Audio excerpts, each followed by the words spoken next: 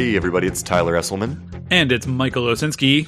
And you are listening to This One Goes to 11. This One Goes to 11, the podcast where we invite someone to share an album with us that they believe is perfect. So perfect, in fact, that 10 out of 10 simply is not good enough. Simply is not. Simply the best. I knew you were going to sing that. I knew you were going to sing that. Don't sing too much. We're simpatico, you and I. That's what we are. We've got a little twin language going on, you and me, kind of. A little bit. Yeah. I mean, like shorthand. Yeah. Sometimes I feel like when we record these episodes, and I don't think anyone will be surprised to know this, that we are recording, we are not in the same place at the same time. So sometimes I feel like to my chagrin, we're always like the time zone thing. Like I feel like we're always like a few seconds off. Yeah. Yeah. But when we're in person, goddamn, it's quick. It's quick. It's man, you can't well-oiled machine. Can't hold us back. You sure can't. You know, the only person who might be able to hold us back, but only in a good way, where she would be like so engaging, so ready to go with her case.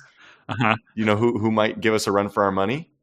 I do, in fact. Do you want me to tell you? Guest. Who is today's guest? Today's guest is Julianne Lang. Julianne is a Los Angeles-based actor and comedian, originally from Atlanta, by way of Chicago's improv scene. She loves to sing and hike and swim and laugh. She performs monthly on the UCB house team Lasers and does stand-up and musical comedy all over the city, sharing stories of ex-girlfriends, demoralizing first dates, and life as the best friend in a rom-com. And she is part of the Cherubs family. Julianne, welcome to the pod. How you doing? Woo, I'm good. Happy to be here. Good. When you live in LA, how many friends do you have that have podcasts? Man, I bet a bunch. I have a bunch. Countless, and I always want to be on them. Is this your first time?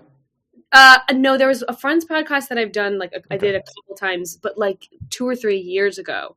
And cool. I want to talk about myself 100% of the time. So I also did another one like a year ago. So I've done 2 Friends podcasts. Okay.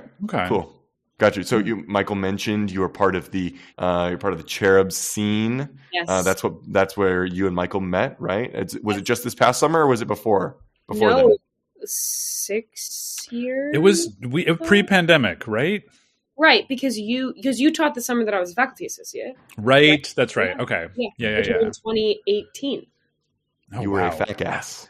A fat ass, you know the terminology. I do. Yes, Julianne, Tyler and his roommate at the time in Chicago used to give me so much grief about Cherubs, not in like a mean way, but like they just, the word cherub and the way they would sort of like tease me about it, like it was a whole thing. It was always, Nube would be like, "How are the Cherubs? How are the Cherubs doing? How are they? Are they doing okay? They're doing okay." The thing is that there's like you're being ironic and silly, but like that's how we talk about it when we're there. Yeah. We're like, well, the Cherubs are really misbehaving today. The Cherubs as a general unit, as a population of adolescents are really on one today. Yeah. I'm sure stuff like that. Yeah, stuff like that would be said. Exactly. Yeah. It could mean anything. That's what's beautiful about it. Well, I'm really glad to meet you officially. You know, I'm only here in LA for a few more weeks, but super excited to hear about all the stuff that you're getting up to out here. You got irons in the fire, girl. I got irons in the fire. That's the hope. Love it. Well, we brought you here today to complete a very special task, a very specific and serious task with grave implications. But we're hoping that you came to this ready to go. So as such, could you share with our listeners what album hath thou brought before the This One Goes to 11 tribunal today? Yes, I have brought Wide Open Spaces, the group formerly known as the Dixie Chicks, now known as the Chicks. Mm-hmm. It was their 4th album, I believe, and the first album with Natalie Maines, I think is her last name, as the lead singer. So it is the album that's known to have put them on the map. Really shifted. Julianne, for your information, this will be the first time we are talking about a country album on this podcast. You know what? I had a feeling that's why you were excited about this album specifically. Yeah. I mean, we've had country adjacent albums for sure, but this is the first album that is like properly contemporary American country and in its own way, of course. You know, that not that can mean, not that that's like a catch-all term or anything like that, but it's definitely a country album. And do you think that's because you two have an aversion to it, or that the people that you share spaces with have an aversion to it? I have an aversion to specific flavors of country music, for sure. But not this flavor. This flavor is very nostalgic, and we'll get into that for sure. What about you, Michael? I don't know. I mean, I think I don't know if it's like an implicit bias or anything. I don't know. I think we haven't had a lot of. I don't think we've had any like straight up country albums put on anyone's list. I don't think. Which is Townes Van Zandt. Townes Van Zandt is the closest we came. Yeah, that's proto country. But that's not like Kenny Chesney. Nobody's nominated Little Big Town or anything yet. Like this is you chose a good one, and we wouldn't have chosen a subpar country album to be considered before the Pantheon. This is also an eclectic choice. I think I will say that it's an eclectic country album. Yes.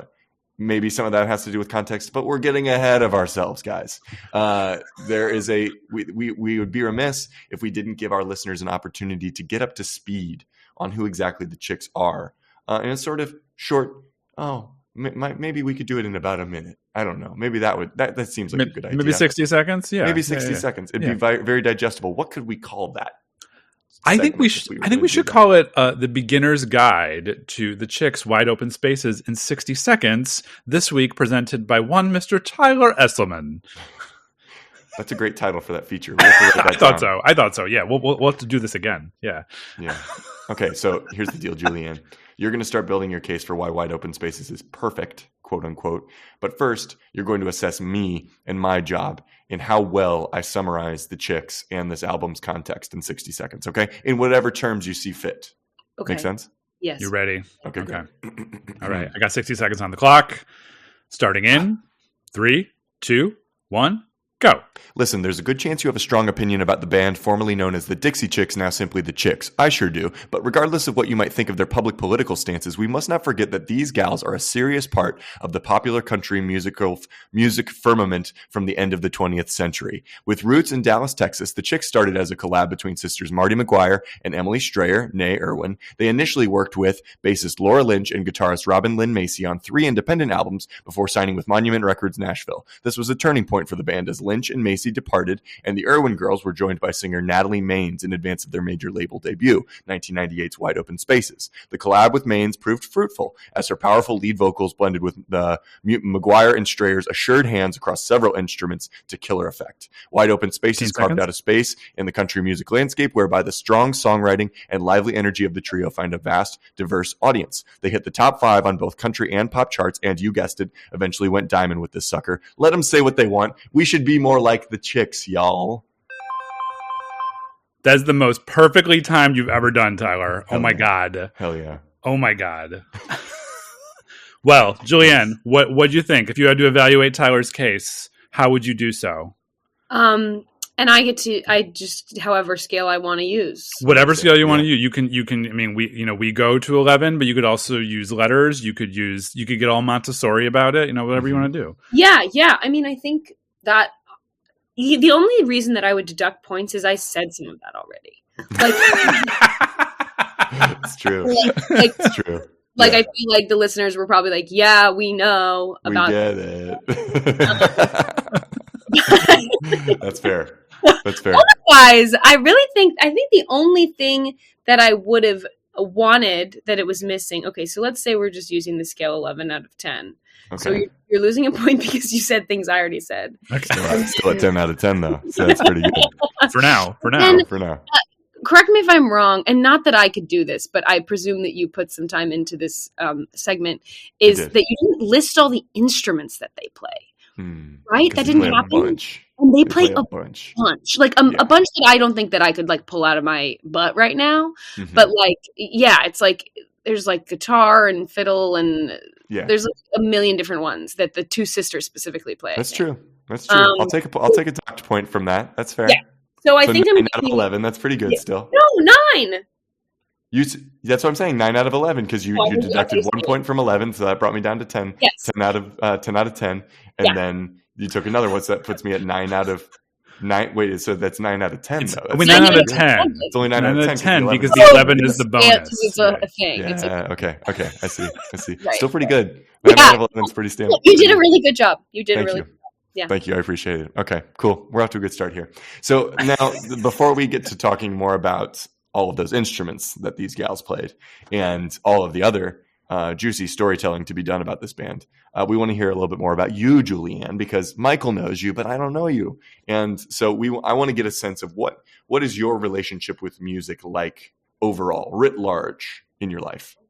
Yeah, I when I was very young, this I think is a huge pivot in my music listening experience.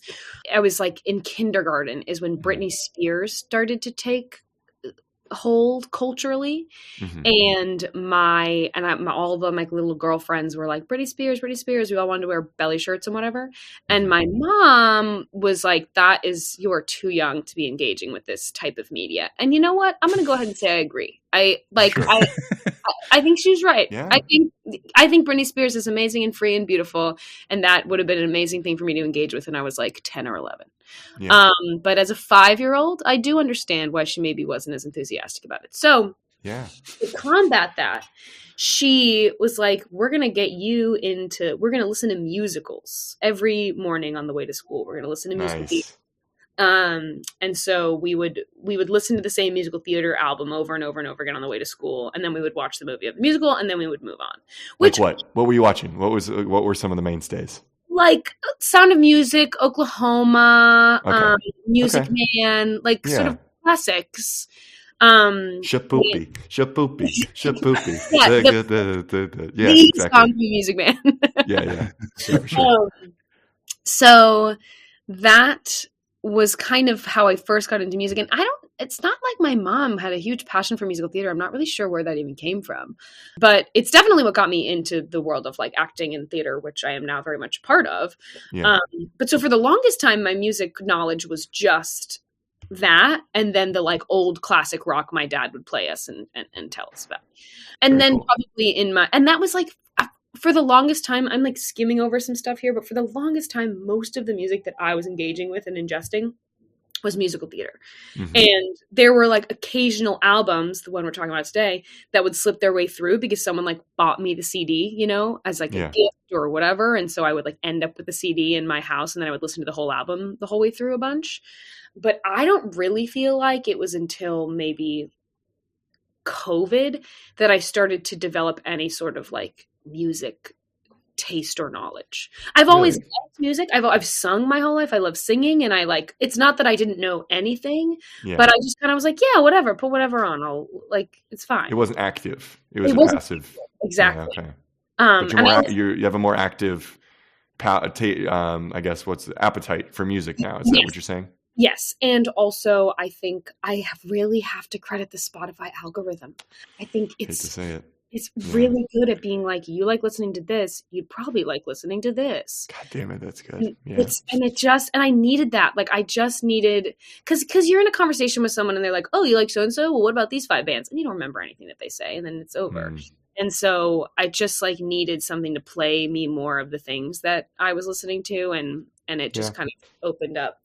But that implies that I haven't had a relationship to music my whole life, because I very much have. It's been a huge part of my life, but it was kind of just through the lens of like singing in musical theater for the longest time. More tied up in that. Yeah, exactly. Yeah. And I'm assuming, did you do like choir and I was a big choir kid. School musical and all those sorts of things along the way? Yep, was just like fully engaged in that. And I also think that, and I was even thinking about this when I was like listening back to Wide Open Spaces a bunch this week in preparation for today, that sometimes I think the criteria for songs and albums that I like is like kind of 1-to-1 relationship of how well I can sing it. Oh, okay. See, now that is a very subtle point that I don't think anyone has ever invoked before, but I think there's definitely. It's one of the only reasons I still listen to the National is because I can sing those songs really easy. I don't really love the National as much as I used to, but like he's my same vocal part, so I know I can. Yeah, and I think that's really to that. awesome. There's something to that. And it's not obviously the only reason that I like certain songs, but like, I'm definitely going to play a song more if I can sing along and be like, I sound good. Sure. That makes sense. So it was Atlanta, right? You said you were raised in Atlanta? Yes. So was there a strong like country music, like people had to be listening to country music around you all the time? They certainly were in Missouri. That was how it was for me in Missouri. Was it the same for you there? So not totally, honestly. I think there was almost more of a vibe just because Atlanta's so metropolitan, whatever, like feels like separate a little bit from the culture of the rest of Georgia, that there was a little bit more of the energy of like, I hate country music. Nice. And then anybody who might be like, I love country music, everybody was like, Southern hick, like where kind of was the vibe. We were sort of city slickers. Okay. But it was when I started driving and I didn't have like Bluetooth or whatever. Like it was like radio was the option, and the radio station that always had music on was the country station. Like all the other ones, it felt like would go to ads all the time, but the two country music stations would always play music frequently, and I always wanted the music to be playing. So I started listening to country music more frequently when I started driving when I was 16, and I would play it on the radio. Also, there's just a specific vibe to driving down the road, windows down, listening to country music. It's true. It's particular. It's particular, and it's a good vibe. Yeah, absolutely. Yeah. So how did you discover this particular album? Was it one that someone gave you, or was it a result of listening to those stations all the time? This was one that someone gave me, and probably like if I were to trace it back, is ultimately why I probably enjoyed listening to those stations later in life, because this was a CD that was given to me. Because wait, when did this album come out? Like 98. Okay, yeah. So it was like I know I had the little box with the CD in it. Yeah, so I think I got the packaging, if you will. And I know that album cover so well. So it was a CD we had that we listened to in the car, that I listened to my little boombox. I would have had to be like 9, maybe. Yeah. Maybe younger. The cover's so good, by the way. Like the cover the cover is painfully good. So late 90s, like the blue jeans in the middle, and then like that's the Papa. It's just like, come on. So God bless America, you know. Like name of Dixie Chicks, like sort of written out in the sort of way. Yeah. So I just like started listening to that album. And it was just, I mean, that's how music was then when we didn't have Spotify and things like that. You just listen to the CD. And before you could like make the like, what were those called when we would like put a bunch of different tracks? Mix CDs. Mix CDs. Yeah. So I would just listen to it over and over and over again. And that was when I was young. And then it just kind of sat in my mind. And I frequently now have revisited it. Hell yeah. Because I know it's so like I know it's so well because of how young I was when I first learned it. It struck. It landed upon fertile ground. You know, your sensibility was ripe for it. Right. Exactly. Yeah. Yeah. Did it feel different than other country music that you were listening to or had heard at that time? Was there a quality that was different about it? It's interesting. I know it's a country album. But even when you guys said at the beginning, like, this is the first country album that we're doing, I was like, I guess it is a country album. Like, I think in my mind, even then, it didn't read to me as country because so much of what I had associated, well, honestly, when I was that age, I don't even know I knew what country music was, but there's such an association, I think, of, at least in like more modern country, of like girls and trucks and beer and a lot of male singers. There's a lot of male singers in the country scope. And so I think this didn't feel totally like country to me because it was just women and because it was about like deeper, bigger ideas. So yeah, I think it just didn't even still, I don't listen to it and think I'm listening to country music necessarily. Okay, interesting. Well, I mean, also too, I think at the time when this came out, I feel like they were played on pop radio stations. Yeah, they charted on both. Yeah, which you couldn't say for all country acts, but they managed to. And this was like, this is this would be post Shania Twain, I think. Yeah, they were contemporaries, I'm pretty sure. Yeah, maybe like around that time when Shania Twain sort of did the crossover thing, and then Taylor Swift later did the crossover thing. But I mean, it was it's like listening to the album this week, I'm like, yeah, it's country because of the instrumentation. Yeah. But also, like, you could easily slide a few of these songs onto a pop radio station and just it would make no difference. At least a pop radio station in the late 90s. Maybe not today, but in the late 90s. But and it sounds like that was something that led, what are their names? Lynch and Macy, the two original members of the band, that maybe they wanted to go in a kind of more pure bluegrass country traditional route. I could be overstating that, but there was at least some of that I read around, that it was sort of consciously moving in a more pop, maybe orienting themselves more towards pop. Yeah, that's what about her specifically, bringing Natalie into the mix, was that she had a bit more. She was stepping more into country by joining this situation. Yeah, and even now, like Taylor Swift, for example, I used to like early Taylor Swift. I love. Sure. Current Taylor Swift, I don't. And not because I think it's bad. It's just like I don't listen to pop music as much as I listen to country music, or to like that type of music. So whenever like, pop country artists lean more into the pop, that's when they lose me. Yeah. What do you think of Jelly Roll? I don't know Jelly Roll enough to have an opinion. Wait, is Post Malone? He was country inflected for a little while, right? What was it? Was Post Malone was? Yeah. Am I wrong? I don't want to try and understand Post Malone. Because he was just on Cowboy Carter. He was in Cowboy Carter for sure, wasn't he? Oh yeah. And that song he played on Christmas Day. He was at that show. Beyonce Bowl. Beyonce Bowl, yeah. Oh man. Yeah, so this is getting us into a whole discussion of what country is, and I think this is like, it's still going on. It's very at the moment. I was talking with, and I will say, I'm committing to putting this on air, and I want to say that I think that Beyonce is a phenomenal musical artist, and I think Cowboy Carter is a phenomenal album. And I was really excited when I heard about it because the Texas Hold'em song had come out. I was like, oh, this is like totally my type of music. It's good, yeah. Yeah. And I was like, oh, I can't wait for this album to come out because I love like sort of a pop country moment. Beyonce's so amazing, whatever. And then it came out and I was like, okay, so this doesn't totally feel like country to me. And there are some tracks that do. But I remember listening to it and being disappointed, not because it was a bad album, but because to me, it didn't feel like a country album in the way that I expected.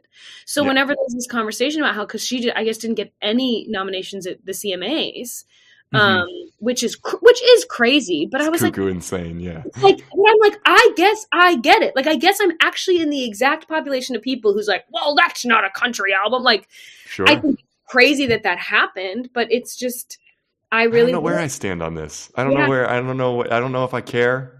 Like, I don't know if I, like, there's part of me that's like, do I decide not to care about this out of protest, of saying like, hey, it's like, I don't know. I'm not sure how, because I do think there's something about maintaining a narrative for a genre of music that I feel like all of us are interested in the narrative of what country is, right? Or what rap is, what hip hop is, what rock and roll is. We're all sort of interested in that conversation.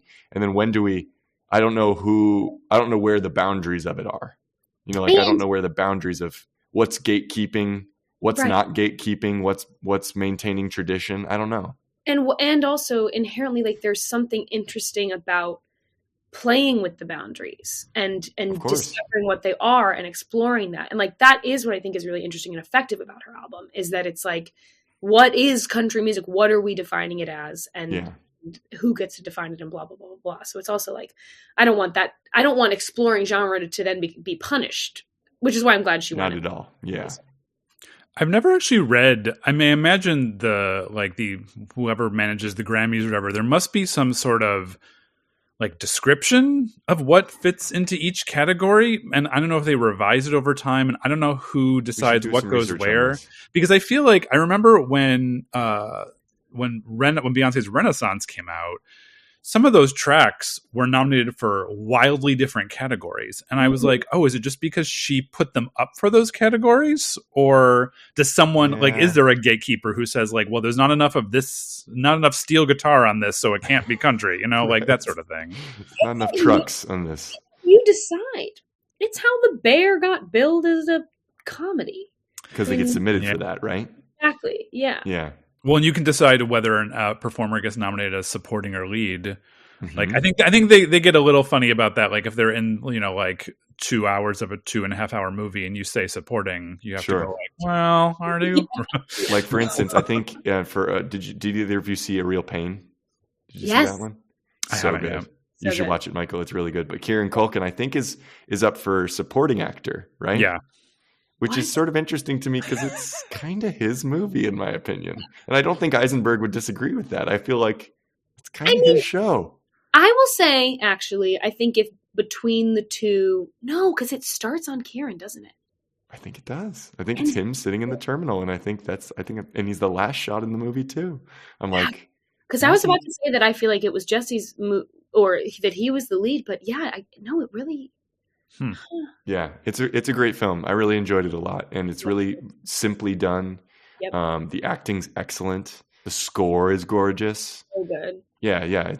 I guess I'm shouting something out right now, but anyway, if we're talking about like designations, I don't know enough about what the Grammys have for those sorts of things, and like because we know that genre is largely a marketing tool, right? Like we've been talking about this ad nauseum over the course of this podcast, but it's relevant because like how we categorize each other is sort of everything and is dangerous, and is also how we find commonality with people, but also can be really prescriptive, right? In a way that probably, I mean, come to find out, maybe this is us moving into that next phase of the conversation about the chicks, but like come to find out they would actually bear that question kind of actively.